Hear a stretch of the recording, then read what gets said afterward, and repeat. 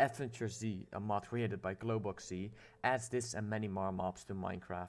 The warthogs drop meat and shells, both very useful to players. The shells can be crafted into netherite scraps, creating a renewable source of netherite. The meat, when cooked, grants the player 30 seconds of speed when consumed. In this video, I'm first going to explain the dynamics of the Enderwarthog and how I designed this farm. Then I'll explain the building itself. I'm playing on the Better Minecraft modpack and designed this farm while playing on Hypecraft, a Minecraft server running this modpack. Psst, you should join. Do note that you don't need the entire modpack to play or make this farm. You can make this farm just with vanilla Minecraft and this mod added. So let's get right into it. If you skip to the time on this screen if you don't want to see the entire intro part. Dynamics of the Enderwarthog. The Enderwarthog spawns in a 3x3x3 box seen on the right with the blue patterned wool. This means that the warthog will spawn in any area that Enderman also can spawn, given that the floor is 3x3 of solid blocks with no obstructions or flowing water. The Enderwarthog will run to any player in survival mode or to a mob that agitated it, which we will be making use of. What you need to know is that the Enderwarthog has a very long range. It can hit you from like 1.5 blocks distance, I don't know the exact distance, which will be important during the building of this farm. We're also going to use snow golems. Snow golems always attack end mobs, and it will also attack the Enderwarthogs. And if the snow golem attacks the Enderwarthog will run to the snow golem, wanting to attack it and damage it, which we can use to let the snow golem attack the Enderwarthog to lure the Enderwarthog into a dropper and let us kill it. This was the first design I created for an Enderwarthog farm. The farm was supposed to spawn Enderwarthogs in a 2.5 height box, which I didn't know worked at the time, and the player would stand behind this box and lure the warthogs into the lava, essentially automatically killing them. There were a few issues with this design. The first one being that even though the hitbox of a warthog is 2.5 blocks high, meaning they fit under 2.5 block space, they don't spawn under a 2.5 block space, rendering this farm useless. To add to that, the spawn area was very small, and I didn't properly spawn proof the areas around it, where a lot of Endermen could spawn, again rendering the farm very inefficient and useless.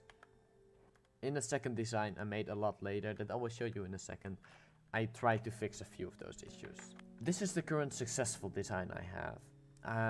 This is built on the same place that the previous filled design was built, because the current working design is kind of an edited version of the filled second design. First, I figured out that snow golems could agitate mobs and lure the Enderwarthogs to a place to collect the Enderwarthogs. When I first built this design, the roof was filled with trapdoors because I thought the dynamics again were the same as creepers this time, thinking that maybe they couldn't spawn in 2.5 blocks, they would spawn in 2.8 blocks. Again, this didn't work because I didn't know the actual spawn conditions of Enderwarthogs because they aren't properly documented in the wiki of the AdventureZ wiki. When I removed some trapdoors, I figured out that warthogs only could spawn in blocks of 3 height and higher.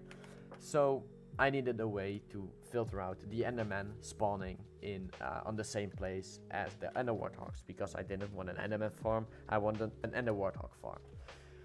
What I did is use the same dynamic used in many Enderman farms by placing a minecart with a named Endermite on both sides of the farm with some trapdoors, making the Enderman walk off immediately, killing them very quickly because they would just drop in the void and despawn to make space in the mob cap for Enderwarthogs to spawn. This design is what I'm gonna build this time, And right now I'll just start with the video. So the items you need to build this farm are in the shulker box. Of course, first off, you'll need a lot of building blocks. I think I used around 1 row to 12 stacks of building blocks while building this farm, but it's better to have some extra because you will need some temporary blocks for some parts of the farm. You will also need 1 carved pumpkin and 2 snow blocks to spawn the snow golem. You will need a couple of spruce trapdoors, I believe at least 30. You'll need some ender pearls to spawn 2 endermites. You'll need some iron bars to keep the minecarts in place, some rails to actually spawn the minecarts, and 2 name tags to, you need 3 name tags, my bad, to name the snow golem and the endermites, so otherwise they will despawn. You will also need 4 buckets of water, and that's it for this farm.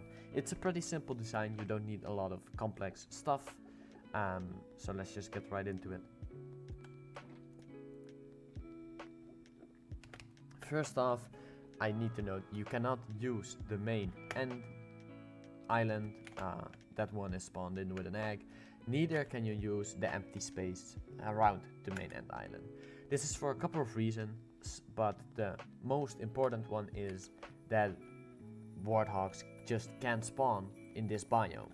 To show you what I mean, you can see the biome of this island and the empty lands around it are Minecraft and barrens. Warthogs cannot spawn in these biomes.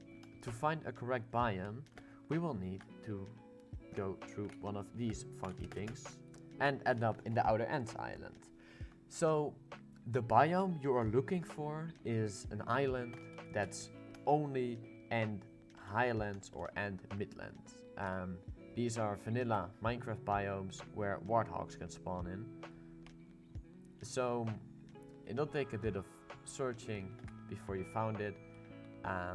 If you use a mod pack like mine with a lot of different biomes in the end using the bed end mod, but they should be easy to find when you are using vanilla Minecraft with only the AdventureZ mod pack. So I'll get right into the good place.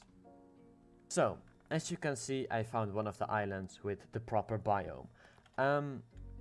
As you can see, some Enderwarthogs have already spawned, meaning that this is the correct place, as you can see, and midlands or and highlands to make your farm. Please note that a separate island will always be your best bet. This is because if you need to clear out a lot of island solid land, it would take you a lot of time because you will need to clean out a lot of land.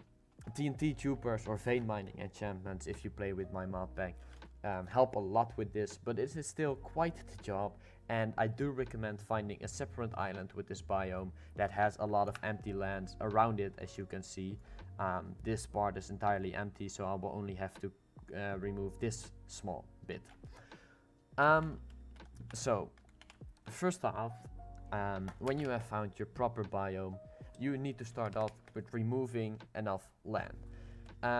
First, mark with a block that is different from the usual block. I'll pick diorite for this one. Around where the middle of your island that you chose is. I'll choose like here. Just make like a 5x5 or something. Fuck off.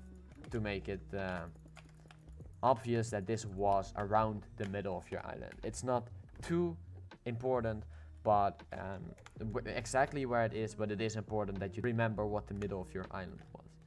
Then you can start out by removing all blocks on the island. I'll do that in a moment. The most effective way for me would be always a vein mining enchantment. If you have access to those, again, it depends on if you have other mods in the mod pack you play or just AdventureZ. Additionally, TNT tubers work really well if you know how to set them up and have the proper materials for it. There will be enough TNT tuber tutorials online to be found. I advise to check if the server you are playing on allows tubing. A lot of servers don't. If you're playing in single player and are okay with TNT tubing, then you're fine. If you're playing on multiplayer, you need to watch out a little bit more. So when you have marked out the middle, which will be the middle of your farm, the exact middle doesn't really matter, but I'll explain it to you why you need around the middle. So how Minecraft Dynamics work, in 128 blocks around you, mobs can spawn. Meaning that in a sphere, you need to clean out a sphere of 128 solid blocks around the place you're gonna build your farm in, so no other mobs can spawn anywhere except for in your farm. This will make it the most effective, and that is why you need like a separate island. So 128 blocks also corresponds to exactly 8 chunks. I am gonna use my minimap. 1, 2, 3, 4, 5, 6. Oh fuck. 1, 2, 3, 4, 5, 6, 7, 8. So if that's 8 chunks, then I'll set the temporary waypoint here. I'll need to clean out 2, 3, 4, 5, 6, 7, 8. An entire circle around the player. Of course, this is again optional and you're not obliged to do this, but it will extremely well affect the rates of your farm, because Enderwarthogs don't have very high rates to begin with, and if you already have low rates, then it's not very advised for to make them even lower by skipping this part of cleaning everything up. When you have spawn-proofed everything, like I did, in a big enough circle, it is time to build the actual farm. So, to start off, you will probably want to make the platform of spawning that spawns the mobs around the same height as your island. So, if we are gonna make the platform at this height, the platform was a little bit lower, so I'll probably make it at that height. Then you will need to first go 5 blocks down, like 1, 2, 3. This is 5 blocks, 6. I'm sorry. So if the platform will be at this height, then you will need to make a second platform at the 5th block underneath it, a little lower.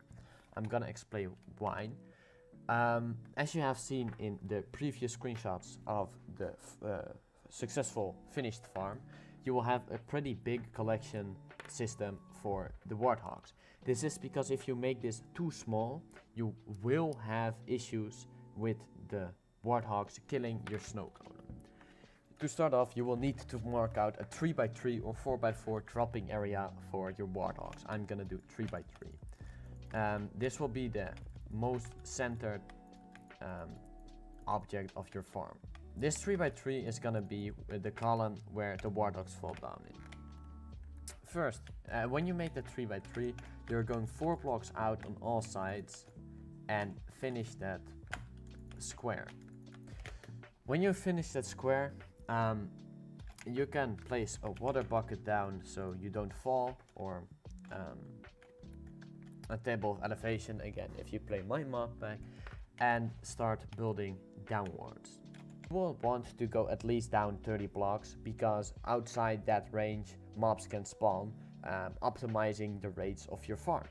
So what we're gonna do is 1, 2, 3, 4, 5, 6, 7, 8, 9, 10, 11, 12, 13, 14, 15, 16, 17, 18, 19, 20, 21, 22, 23, 4, 5, 6, 7, 8, 9, 30.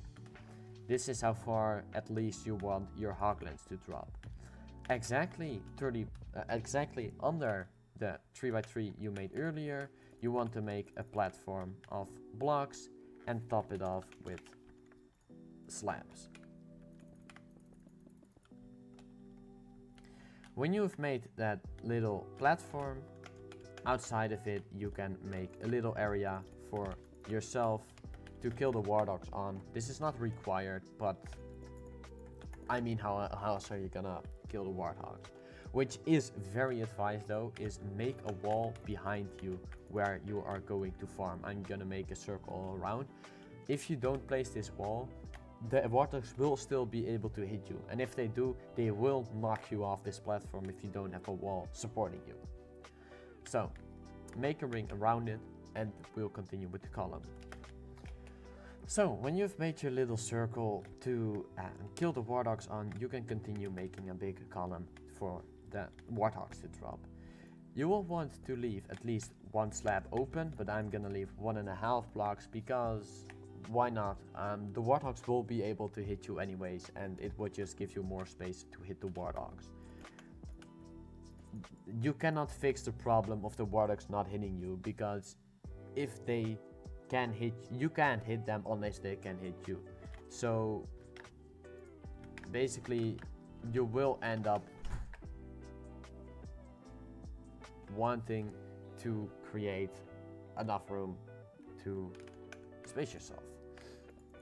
Then you can make a ring full around like this, and what I like to do is have the first few rings directly on top of each other. I like to make the first few rings solid just because it looks cooler and it prevents warthogs from hitting you before they even got down.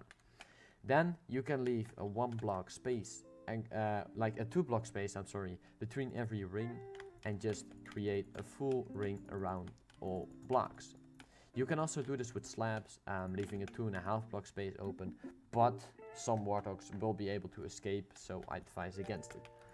When you finish that entire column, oh shit, mobs have been spawning down here. Anyways, when you finish that column, you want to make sure that every space is like not bigger than 3 or in the best case 2 blocks, so warthogs won't be able to jump out of this column while falling.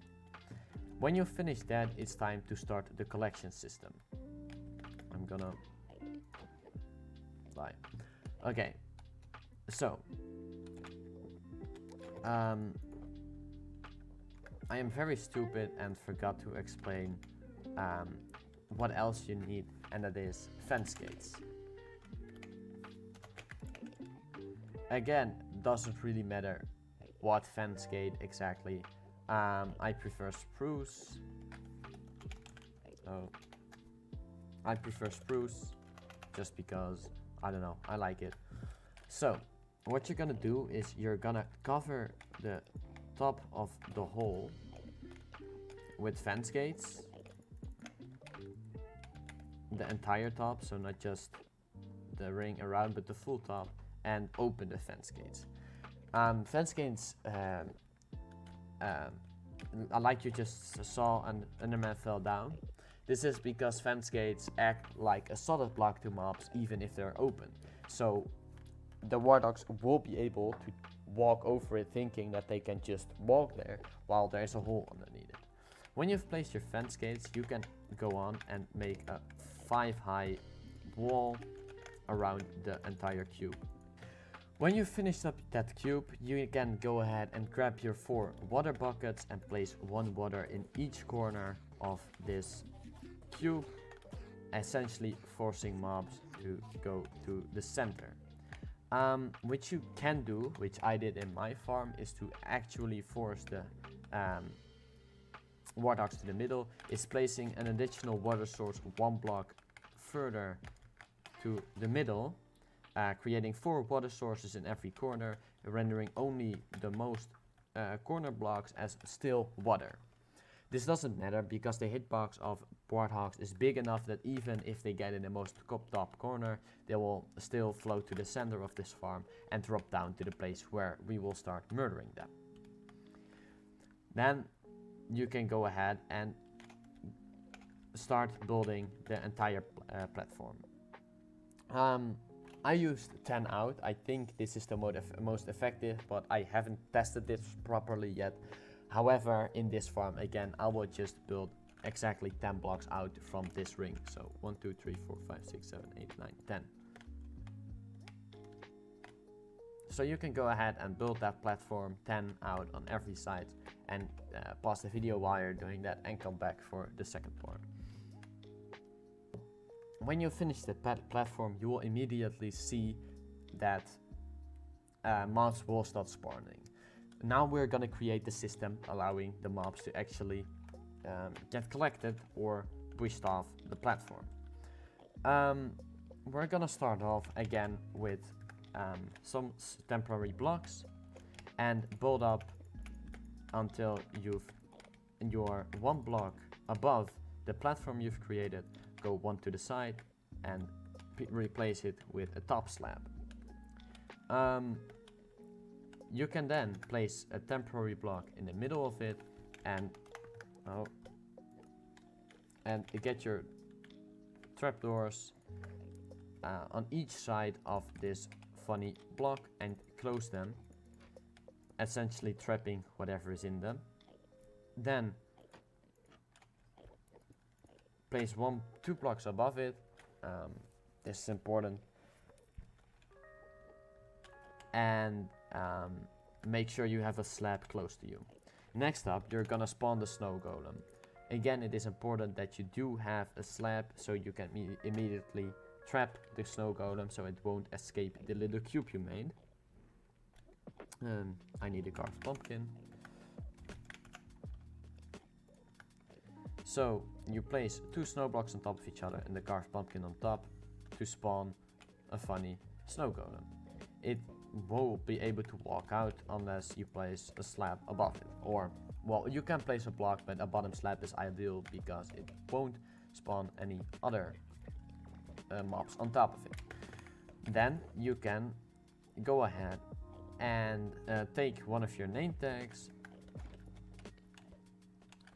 and use it on the snow golem. This will prevent it from despawning, which is very important if you ever unload the farm. As you can see, it's already attacking Enderman. It will be fixed later. It won't attack you, and that's the entire point. So then if you won't make a full roof, make sure you put fence gates around and place another water source on top. This will prevent Enderman from teleporting to this very block here because they can't teleport to bottom slabs. Then you can start filling the walls of this thing with trapdoors, the collection box. You don't need to do the full walls, just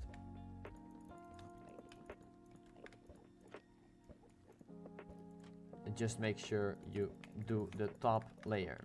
Again, this has the same function as fence gates because mobs will render a closed and open trapdoor as a full block and will walk off this edge. Like you just saw with an Enderman, he will just walk off. This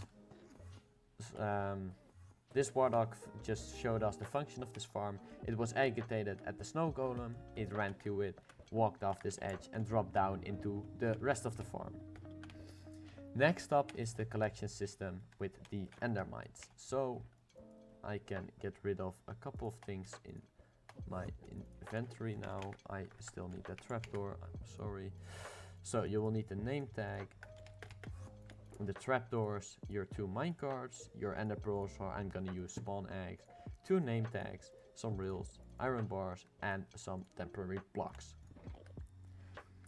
So instead of ender pearls, I'm gonna use endermite spawn eggs. It just goes a little faster. So you're gonna go to one side of the farm and place at least 5 trapdoors next to each other. The best position would be in the middle, but it's not required to put it in the middle. Then you're going exactly 3 blocks out, 1 block up. No, my bad. Not 1 block up, but place an iron bar on top of it and place 1 block on top of that. Then you can cover 3 sides of this block with iron bars and 1 side with a solid block. And then make a little wall around this block, around these blocks, and make it at least 2 high. Then you can start throwing your ender pearls. Make sure you remember what the middle is. In this case, it's the left block. This will be important later. You can start throwing your ender pearls. I'm just gonna spawn an endermite and use your name tag on it. It will start attacking you, but it doesn't matter too much. Then you can place your rails, place a minecart, and get the endermite inside of the minecart. Here is where you need to remember what the middle exactly is, so you know where the iron bars are. Then you're gonna remove the empty rail and the solid block, place iron bar in place of where the solid block just was, and remove all the block around it. Then you can remove the block underneath it, and the endermite will fall perfectly into the little part of iron bars you just made. You can put one on top of it, I don't know. It doesn't really matter. It will prevent the minecart from jumping around, yes. So you're gonna copy this on the other side, and you will immediately see that enderman will be agitated by it, and my bad, brain freeze. That enderman will be immediately agitated by it and walk towards the edge of this platform and immediately walk off. This is very functional because you'll see that a lot of endermen get killed very quickly and walk off the platform, immediately relieving the mob gap. Then you're just gonna copy this on the other side. Again, 3 blocks out, place an iron bar on top of it, 2 blocks on top of that, 3 iron bars, walls around it so the endermite can't escape. Get your endermite in there, name it, 2 rails, a minecart, trap the endermite, check the middle, replace the iron bars, remove the block and all walls, and place an iron bar on top of the endermite. Now enderman will constantly be agitated by both these endermites, constantly walking to it, leaving much more space in the mob gap, as you can see, for warthogs to spawn. Now the farm is fully functional and will start flowing mobs to ender warthogs to the middle of the farm, allowing you to kill these. As you can see, a lot of mobs are starting to spawn down here. A lot of ender warthogs are inside of the little block as well. To fix this issue with lots of mobs spawning in this area, you can go ahead and change it to, for example, leaves. Mobs can spawn on leaves, which makes it very useful as a building block, for example, in this situation. Okay, further augmentations you can make to this farm to optimize it is making a roof above these leaves. Again, make this from leaves. Our bottom slabs are also an option. I'll use leaves again, and roof the entire thing. Make sure the roof is not 3 blocks or higher. In this case, I will add carpets to my floor. This will prevent enderman from TPing inside of your box. Then you can follow up with a water bucket and place it around these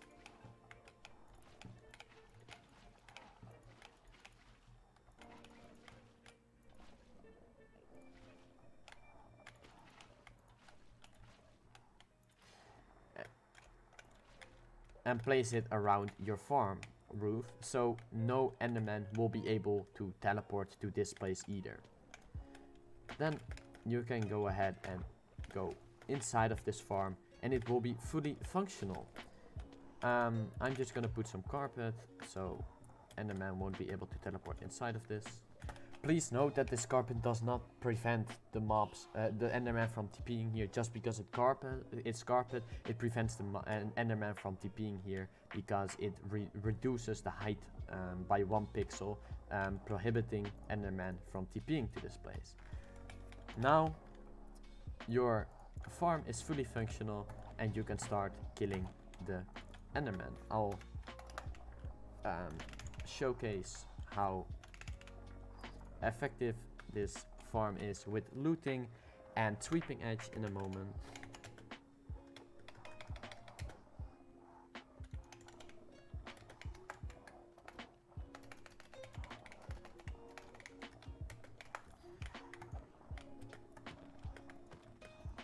A fire aspect will also help because it will immediately cook the meat you are using.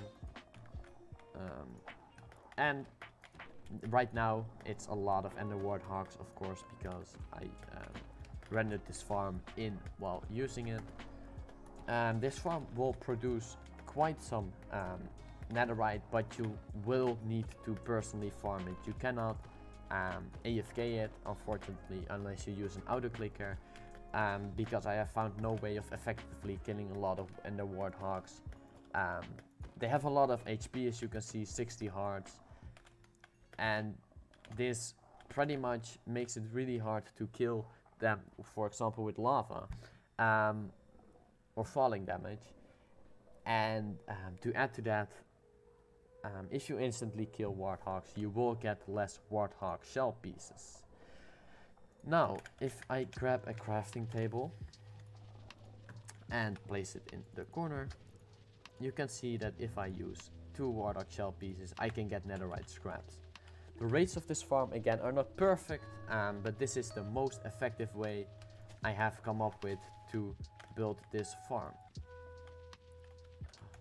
I fucked up there.